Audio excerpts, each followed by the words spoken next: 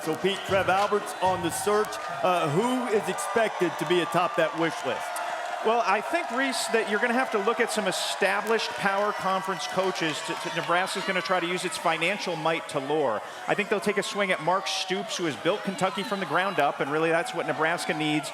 Look for them to also target Matt Campbell from Iowa State, perhaps Dave Dorne from NC State, or Bill O'Brien, who's a proven winner in the Big Ten from his time at Penn State. Obviously, he's Alabama's offensive coordinator right now. Nebraska needs a sure thing. They can't take a risk. All right, Pete, and Trev Alberts knows they have every imaginable resource. He knows that this is going to be a developmental program at Nebraska. This is not where they can go and pluck 5 stars out as they have in the past.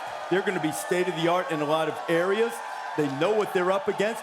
What is this Nebraska job right now? Well, Scott Frost was supposed to be that pick that Pete just talked about. I mean, who better than Scott Frost coming in from UCF and everything that he was doing there, and he quarterbacked Nebraska to a national championship, and now all of a sudden you look at where this program is. Everybody forgets Bo Pelini. 7 years that Bo Pelini was there, 10-4, 9-4, 10-4, 10-4. Won a lot of games. Maybe it was his temperament, maybe that chased him away. I don't know. All I know is since then, the last 7 years, Des, 5-7 is their average record.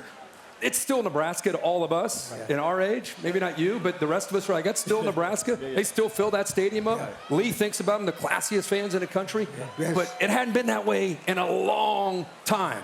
I don't know. Would Mark Stoops leave a guy like that? Would he leave Kentucky to go to Nebraska? That's a good question. I don't think he would. I'm not sure. I don't think he would either. But, you know, look at the program, right? And I looked at Scott Frost's record in one-score games while at Nebraska. His record is 5-22 in one-score games while he was at Nebraska. That lets me know that this team is not that far off. I mean, hell, if he goes 500, he's still coaching in Lincoln. But because they didn't, this is a group of men, I believe, that believe. They know that they can play with any opponent. I mean, one-score game, 5-22, but they just found a way, Pat, to lose games late. So I think that if Mickey Joseph could get these guys to play stronger in the second half of games, especially in the fourth quarter, get a couple of victories, it would be brilliant to just hire him as a coach because you can hire within. And I think most ADs would love to do that, especially Trev Alberts. That's what I was thinking as well, because he's a former player as well. Obviously 100%. Loves the school back whenever they were dominant. And he could probably do a great job recruiting. From the interview I just watched, he sounds like a G. Like, I like that guy a lot. Yeah. Some other names we should look at, though, other than just those 4 that were mentioned.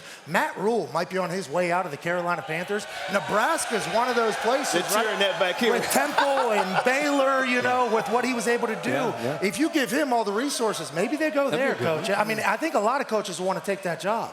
Nebraska fired one of their heroes, Scott Frost. Yeah. I want to give credit to Nebraska the way they handled the situation. All right? Listen to this. Nebraska will pay Scott $16 million because they fired him before October the 1st. If they had waited 3 weeks, he'd only owe him $8 million. Wow. That's an $8 million switch to Nebraska. I appreciate Nebraska and the way they handle that situation. And I was saying, I'm speaking from example. I got fired when I got a phone call from my wife.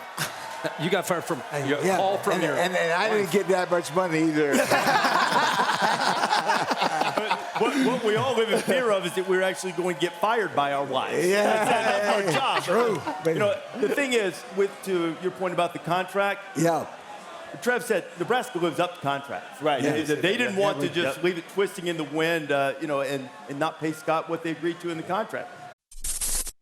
Thanks for watching ESPN on YouTube. For live streaming sports and premium content, subscribe to ESPN+.